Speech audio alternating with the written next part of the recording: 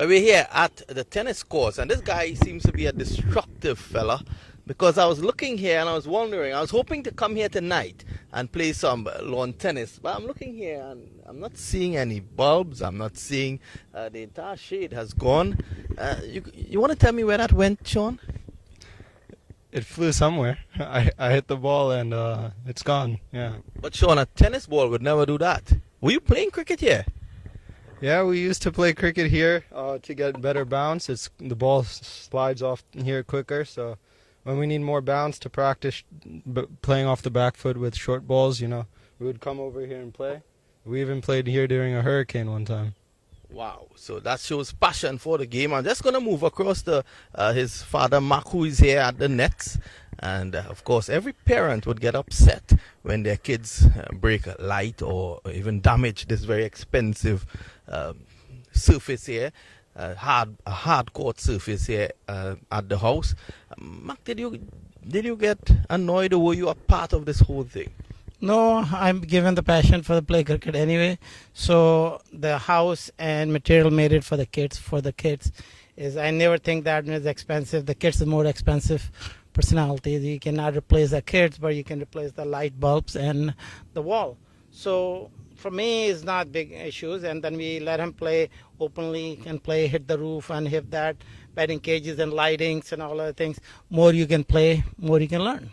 And tell us a bit about Sean and whether or not he did play lawn tennis to any degree. Yeah, there's sometimes rain and all storms coming, so it's a better surface to play with him because we're batting cage. So his coach is Mansoor Akhtar. He brought him here and play with the hard balls and play knocking down the balls all over. We have the 2 golf course here. Ball go to there's no neighbor to hit the ball, so it's pretty much safely out there. And he can play cricket anytime he wants to play. Well, it's safe enough, but not safe enough for all the lighting fixtures that has basically disappeared. There are 20 lamps here. I'm only seeing 2 standing.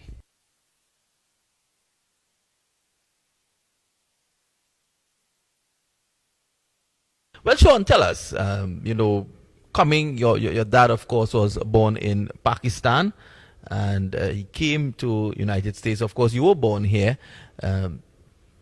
We all know cricket is not a mainstream sport in America. But what got you interested, and when did that cricket bug bit you? So I used to play soccer growing up, right? In school I would play soccer all the time, and I didn't play much cricket until I actually got injured.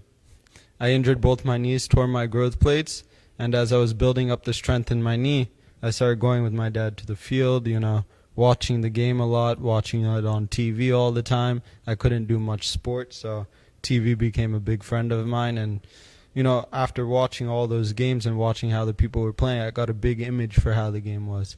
And then after being on the field so much, watching my dad play and his friends, on Sundays just for fun, I went out there and I picked up a bat and I tried to play.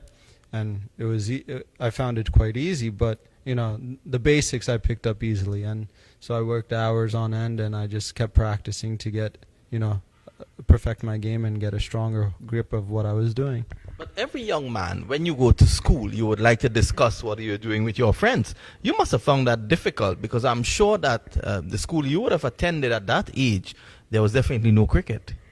Yeah, for me, cricket was not a discussion, it was an explanation. I had to tell people what cricket was, but on top of that, I still played other sports at school. So I played tennis, tackle, football, soccer. So I even tried a little bit of baseball. So I played every other sport as well at school. So there was an explanation of cricket and discussions of other sports. You seem to be a bright boy, because I've interviewed people all over the world, and no one has put it so beautifully as Sean just put it. And I'm going to use it with your permission, of course. Cricket, for those who don't know, it's more of an explanation. And that's wonderful. So you had to actually explain it to them. Has any of them gone on to take up the sport? I actually had a lot of interest when I reached high school. I was called in to teach some history classes when they would study the history of India and their freedom from England. They would always ask me to come in and teach cricket to the guys.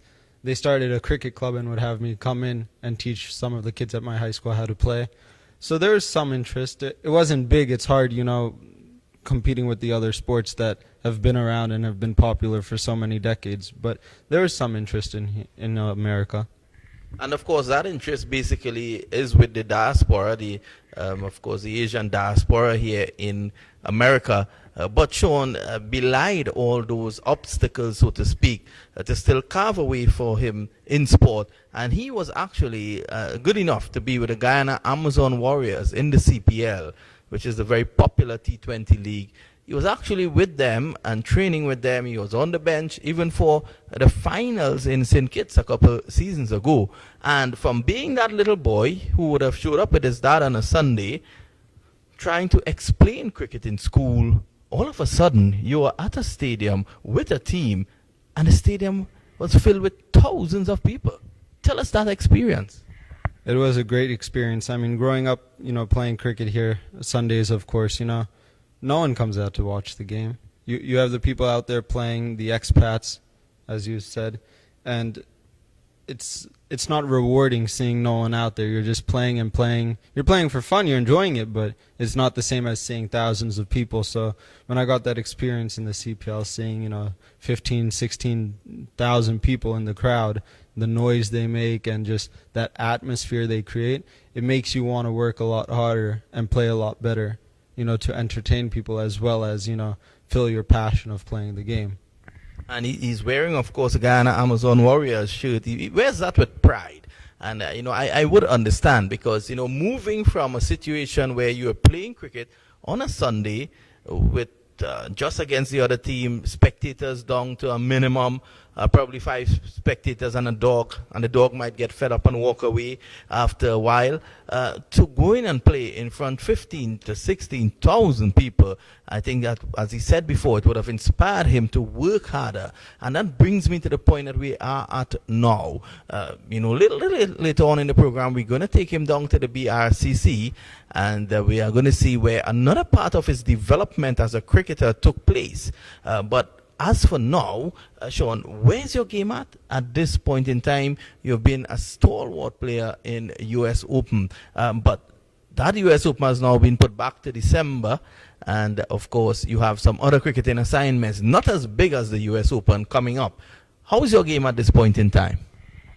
I had a great MAC T10, so I had good practice there, good preparation for US Open, and I'm going to be playing a Diversity Cup in Michigan coming up in July. That's next week. So I'm looking forward to that. A lot of my training throughout the year is just, fitness work, running, gymming, and just keeping fit for upcoming assignments, because I like those little assignments that come up, 4 days here, 4 days there. It gives you good practice, good match practice for big tournaments that come up later on, like the US Open. And Sean has been able to inspire a lot of young cricketers, of course, and knowing what he went through, having to carve a way for himself. He has decided to mentor young cricketers as well. There's a young guy, Adam Khan, who plays up here. And then there's another young guy, Liam Mamchan, who went on to play for Trinidad and Tobago, his national team. And when you speak to him, in an interview in Jamaica where Trinidad and Tobago were playing, he was asked, who were some of the people who were instrumental in changing you and developing you into being this cricketer, and he called the name Zishawn Qureshi, which was a bit surprising. Yeah, when you leave an impression on people, when you help out kids to achieve a goal of theirs, it leaves a lasting impact on them. And a lot of my thing was I had a lot of support from a lot of people, and that helped me a lot in the development of my game.